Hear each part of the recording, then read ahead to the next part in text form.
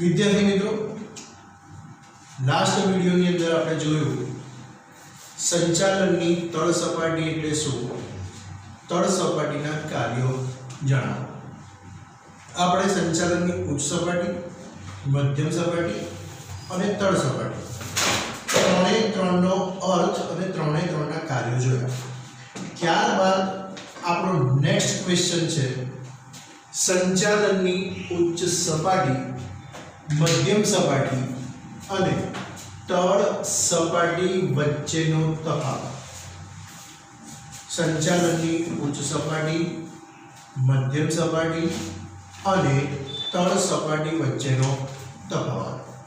અહીંયા આપણને ત્રણે ત્રણ સપાટીનો તફાવત એક સાથે આપી દીધેલો છે, પરંતુ પરીક્ષામાં કોઈ પણ બે સપાટી વચ્ચેનો તફાવત તમને પૂછાય તો આપણને ખબર હોવી જોઈએ. તો જોઈએ તફાવતની અંદર સૌથી પહેલો મુદ્દો સંચાલન અને વહીવટ. સૌથી પહેલો મુદ્દો સંચાલન અને વહીવટ. આપણે ત્રણે ત્રણ સપાટી જોઈ સમજી એના ઉપરથી આપણને ખબર પડે કે સંચાલનની જે ઉચ્ચ સપાટી છે એમાં સંચાલનનું પ્રમાણ કેવું હોય છે? ખૂબ જ વધારે. એટલે સંચાલનનું પ્રમાણ કેવું હોય છે? વધારે. હવે વહીવટ એટલે કે ટેકનિકલ કાર્ય. તો ટેકનિકલ કાર્યો સંચાલનની ઉચ્ચ સપાટી વધારે થતા નથી, એટલે ટેકનિકલ કાર્યોનું પ્રમાણ કેવું હોય છે? ઓછું. એટલે પહેલો મુદ્દો આપણો એવો થાય કે સંચાલનનું પ્રમાણ વધુ અને વહીવટનું પ્રમાણ ઓછું હોય છે. સંચાલનનું પ્રમાણ વધુ અને વહીવટનું પ્રમાણ ઓછું હોય છે. ત્યારે હવે જોઈએ મધ્યમ સપાટી. તો મધ્યમ સપાટીમાં કીધું છે હવે જેમ જેમ સપાટી નીચે જતી જાય, બરાબર, ઉચ્ચ સપાટી પછી મધ્યમ સપાટી અને મધ્યમ સપાટી પછી તળ સપાટી, જેમ જેમ નીચે જતા જઈએ, નીચેની સપાટીએ જતા જઈએ તેમ તેમ સંચાલનનું પ્રમાણ ઓછું થતું જાય અને વહીવટનું પ્રમાણ વધારે થતું જાય.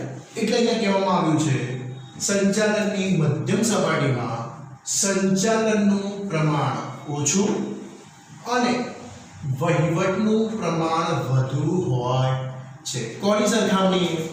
ઉચ્ચ સપાટીની સરખામણીએ સંચાલનનું પ્રમાણ ઓછું અને વહીવટનું પ્રમાણ વધારે જોવા મળે છે.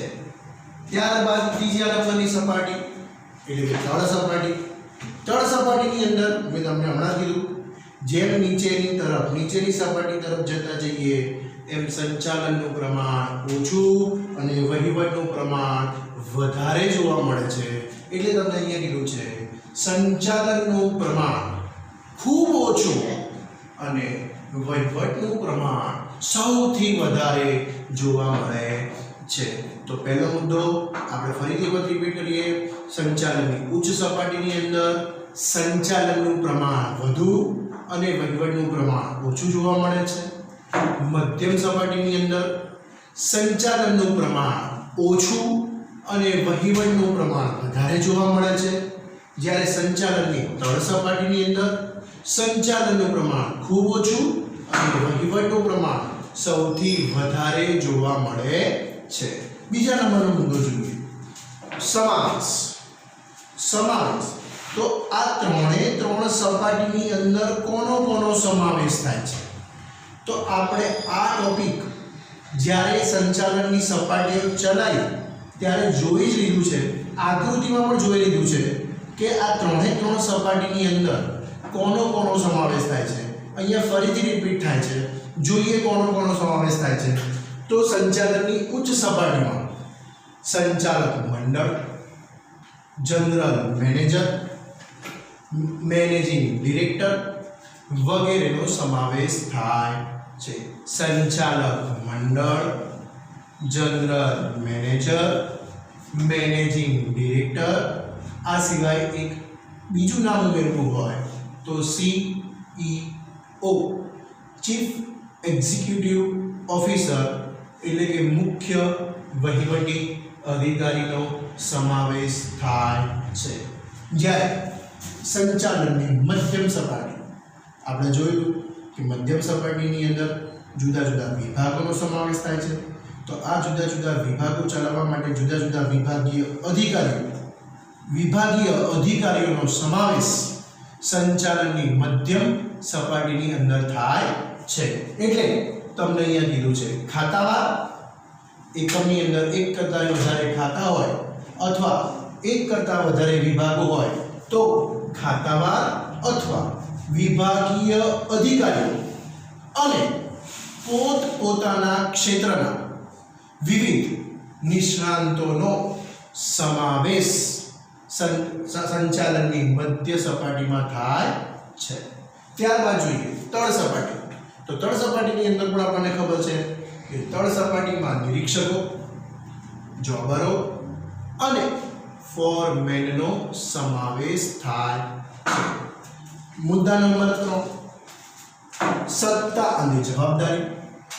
મેં તમને પહેલા જ કીધું જેમ સપાટી ઊંચી એમ સત્તાનું પ્રમાણ વધારે અને જવાબદારીનું પ્રમાણ પણ વધારે. સત્તા અને જવાબદારી સૌથી વધારે ક્યાં હોય? સંચાલનની ઉચ્ચ સપાટી. કોઈ પણ નિર્ણય લેશે તો એ નિર્ણય સફળ થશે તો બી શાબાશી સૌથી વધારે ક્યાં આવશે? સંચાલનની ઉચ્ચ સપાટીએ. બરાબર. કોઈ નિર્ણય લેશે ખોટો સાબિત થશે તો પણ સૌથી વધારે ભોગવવાનું કોને આવશે? સંચાલનની ઉચ્ચ સપાટીએ. એટલે સત્તા અને જવાબદારી જેમ સપાટી ઊંચી તેમ આ સત્તા અને જવાબદારી બંનેનું પ્રમાણ વધારે જોવા મળે છે. જેમ જેમ નીચેની સપાટી તરફ જઈએ તેમ તેમ આ પ્રમાણમાં ઘટાડો થતો જોવા મળે છે. એટલે તમને કીધું છે સત્તા અને જવાબદારી. જેમાં તમને કીધું છે સંચાલનની ઉચ્ચ સપાટીમાં તો સત્તા અને જવાબદારી બંનેનું પ્રમાણ વધુ જોવા મળે છે. જ્યારે મધ્યમ સપાટીમાં નીચેની સપાટી આવી એટલે સત્તા, મધ્યમ સપાટી પાસે ઉચ્ચ સપાટી જેટલી સત્તા હોય નહીં. એટલે તમને કીધું છે સત્તા પ્રમાણમાં ઓછી. કોના પ્રમાણમાં ઓછી? ઉચ્ચ સપાટી પાસે જે સત્તા છે એના પ્રમાણમાં સત્તા ઓછી અને જવાબદારી પોતાના વિભાગ પૂરતી જ મર્યાદિત હોય છે. એટલે જે અધિકારીને જે વિભાગ સોંપવામાં આવ્યો હોય એ વિભાગ પૂરતી જ તેની જવાબદારી હોય છે. એ સિવાય અન્ય વિભાગની જવાબદારી તે અધિકારી પાસે હોતી નથી. એટલે તમને કીધું છે મધ્યમ સપાટીની અંદર સત્તા ઉચ્ચ સપાટીની સરખામણીએ ઓછી અને જવાબદારીની વાત કરીએ તો જવાબદારી પોતાના વિભાગ પૂરતી જ મર્યાદિત હોય છે. જ્યારે સંચાલનની તળ સપાટીની વાત કરીએ તો તમને કીધું છે હજી નીચેની સપાટી આવી તો મેં તમને હમણાં કીધું જેમ જેમ નીચેની સપાટી જઈએ તેમ તેમ સત્તાનું પ્રમાણ ઘટતું જાય. એટલે તમને કીધું છે સત્તાનું પ્રમાણ ખૂબ ઓછું અને જવાબદારીનું પ્રમાણ પોતાના પેટા વિભાગ પૂરતું મર્યાદિત હોય છે. સત્તા પ્રમાણમાં એટલે કે ઉચ્ચ સપાટી અને મધ્યમ સપાટી પાસે જે સત્તા છે એના કરતાં પ્રમાણમાં ખૂબ ઓછી અને જવાબદારી કર્મચારી જે પેટા વિભાગની અંદર કામ કરતો હોય એ પેટા વિભાગ પૂરતી જ મર્યાદિત હોય છે. ત્યારબાદ નેક્સ્ટ મુદ્દો જોઈએ સંખ્યા. મેં તમને કીધું હતું જેમ સપાટી ઊંચી એમ કર્મચારીઓની સંખ્યા ઓછી.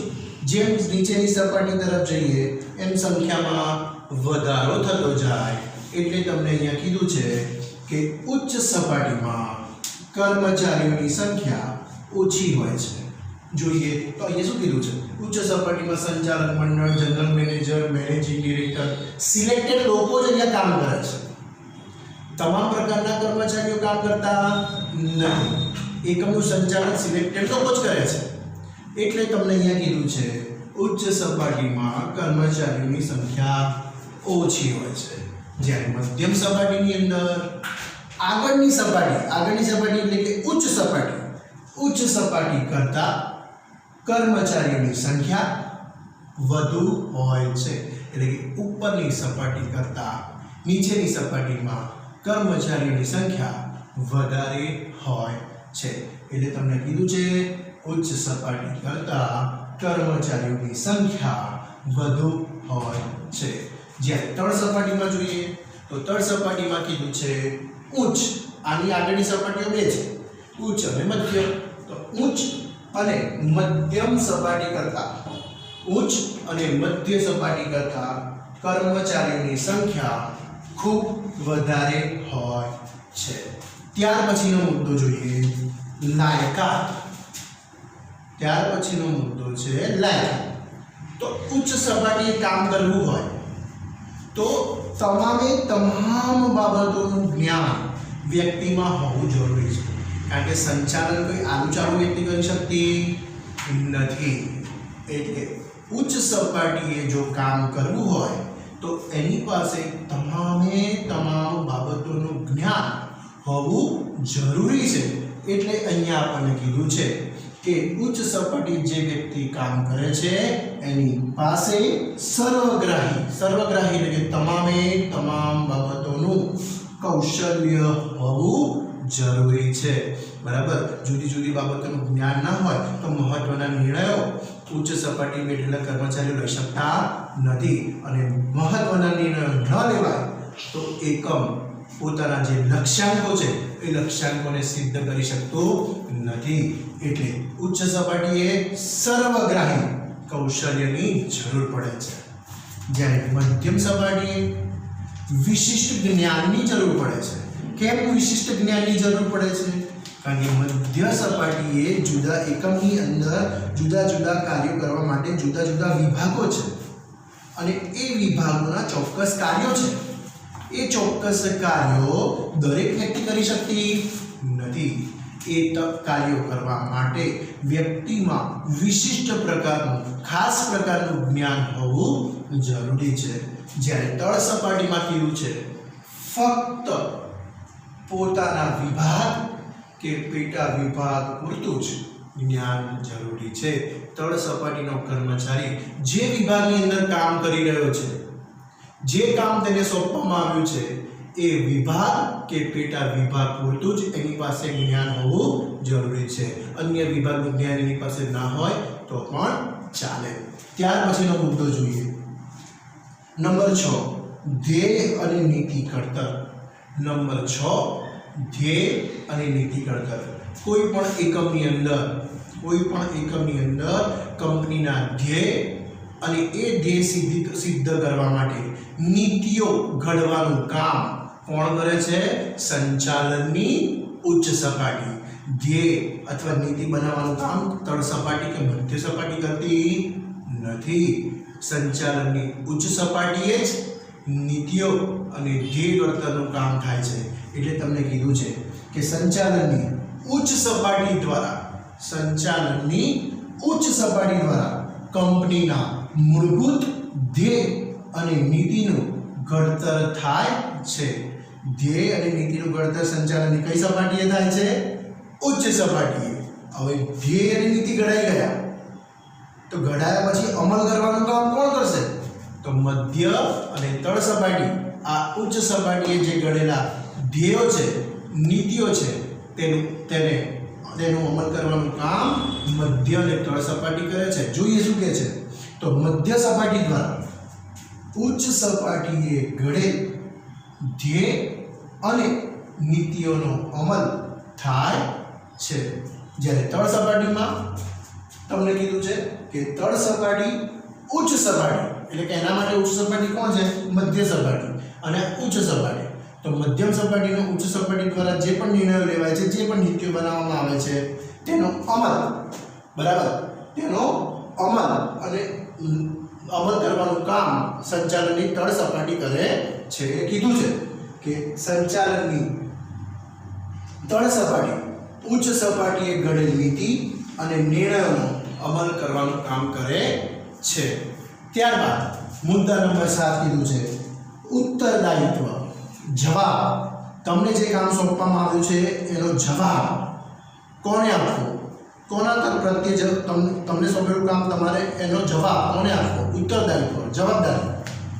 તો તમને કીધું છે ઉચ્ચ સપાટીએ કામ કરતા જે કર્મચારીઓ છે એની જવાબદારી કોના પ્રત્યે હોય છે.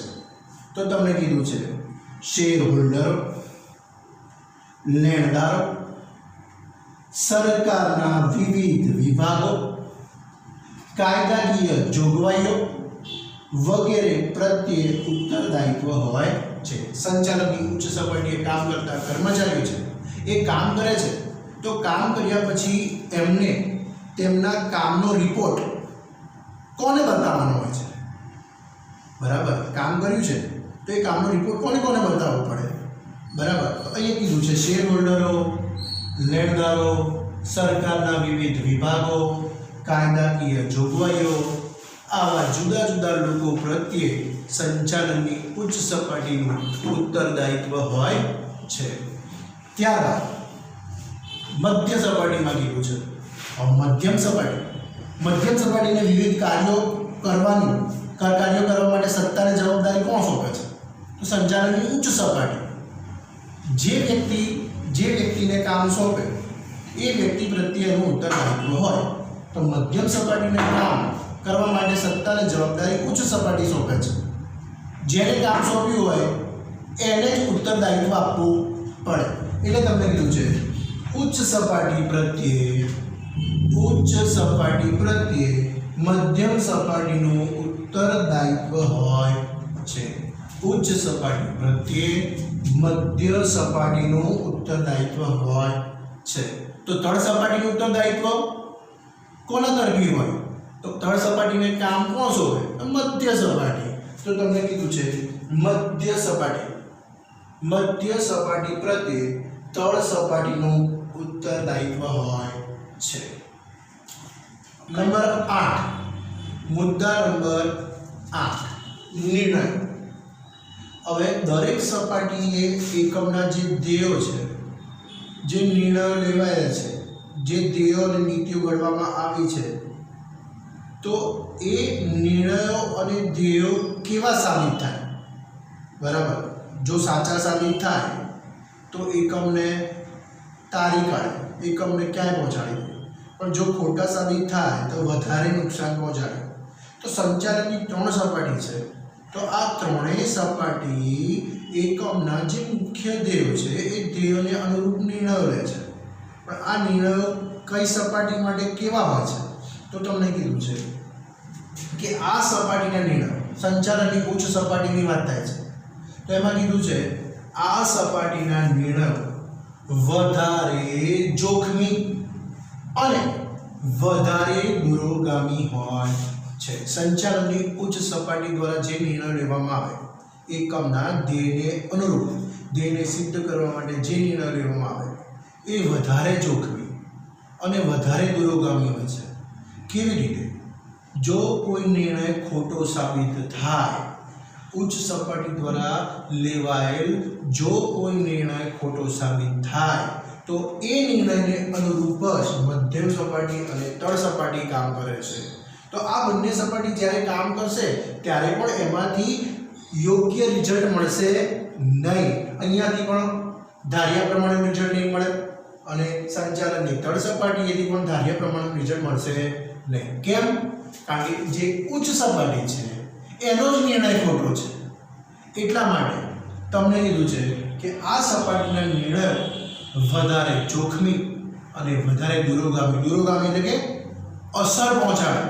જો નિર્ણય ખોટો લેવાશે તો એ ખોટા નિર્ણયને કારણે એ નિર્ણયની અસર આખા એકમને થશે. એટલે કીધું છે વધારે જોખમી અને વધારે દૂરોગામી હોય છે.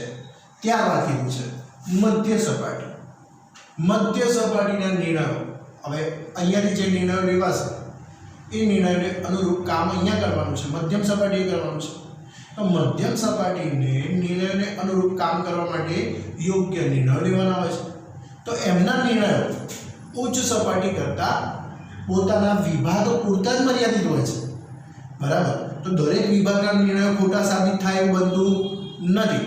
એટલે તમને કીધું છે કે આ સપાટીના નિર્ણયો ઓછા જોખમી અને ઓછા દૂરોગામી હોય છે. જ્યારે સંચાલનની તળ સપાટીની વાત કરીએ તો આ સપાટીના નિર્ણયો ખૂબ જ ઓછા જોખમી અને ખૂબ જ ઓછા દૂરોગામી હોય છે. કારણ કે એની સત્તા અને જવાબદારીનું પ્રમાણ ઓછું હોય છે. નિર્ણય લેવાની સત્તા પોતાના કાર્ય પૂરતી જ મર્યાદિત હોય છે. અહીંયાથી જે નિર્ણય લેવાય છે એ આખા એકમ માટે લેવાય છે. અહીંયાથી જે નિર્ણય લેવાય છે એ પોતાના વિભાગ માટે લેવામાં આવે છે. અને અહીંયાથી જે નિર્ણય લેવામાં આવે છે એ પોતાને સોંપેલ કામને અનુરૂપ જ લેવામાં આવે છે. એટલે દરેક સપાટીની અંદર જે નિર્ણયો છે એનો જોખમનું પ્રમાણ વધારે અને ઓછું જોવા મળે છે.